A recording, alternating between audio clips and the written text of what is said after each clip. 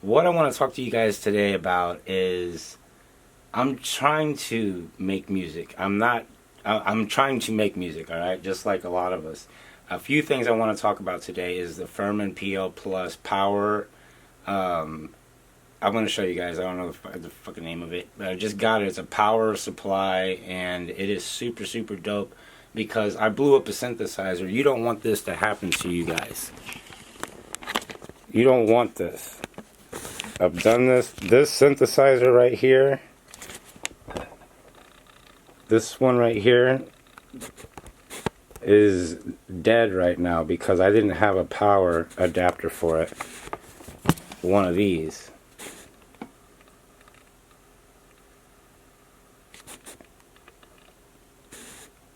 One of these right here. Now it really doesn't matter.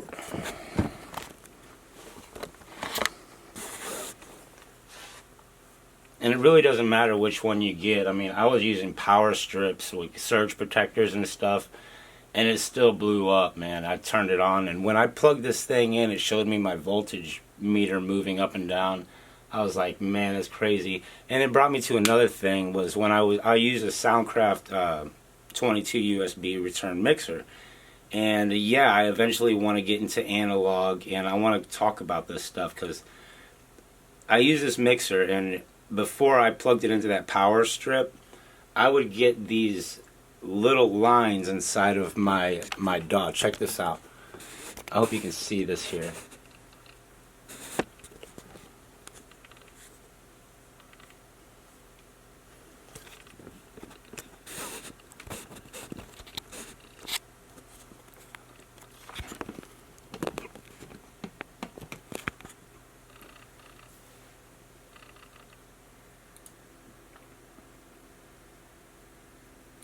Like inside of my DAW, like in here, I would get these little bitty lines, right? And it was just all noise. Like I had no tracks going in there whatsoever with music. And now you can see all of the tracks are just pinpoint quiet. Now when I stop this, you'll see over here, I got a little bitty, I mean, it looks pretty damn clean to me, man. And I put a pair of EQ on each one of these. And I swear, this little thing that's moving over here, it used to be like up here, and I used to see the noise. Like it was giving me a lot of stuff. So it just cleaned up the sound is all I'm gonna say. It was super, super dope, right? It's super, super dope. I'm gonna highly recommend getting one of these power strips because I don't have that anxiety. You know, when you start putting thousands of dollars into your wall outlet, just to have that protection. That's the first thing of the rack that I'm getting. I'm really thinking about getting a Korg Triton rack mount synth, but I don't like to get into a bunch of synthesizers. I've done that before. I've had so many synthesizers. That's why I went into modular. I think, me personally, anything with a USB in the back of it, it's got, you need a mixer like the MK2, like I'm getting ready to show you. Going back, check this out.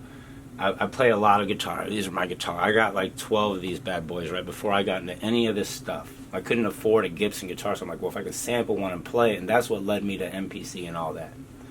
But going back to the guitar, I had a karaoke machine, and I would try to record into that, and I would play it, and just straight out of the guitar into the input of the karaoke machine. No mixer, no nothing, no knowledge whatsoever.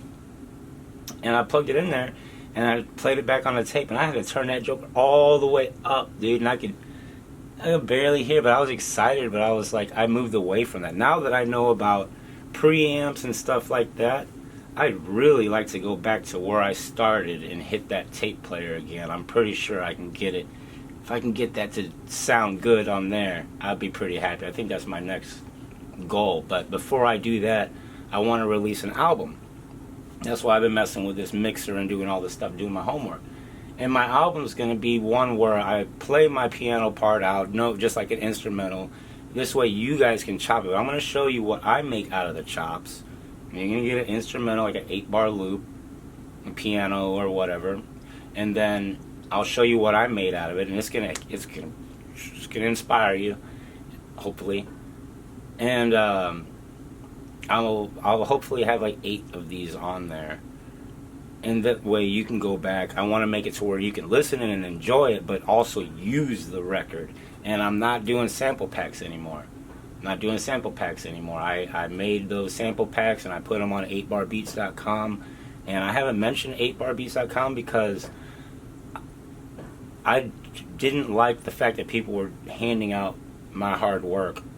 You know, they were just taking the packs and trying to be cool. And it's cool, yeah, give people stuff, but give them your own stuff and give other people's hard work away.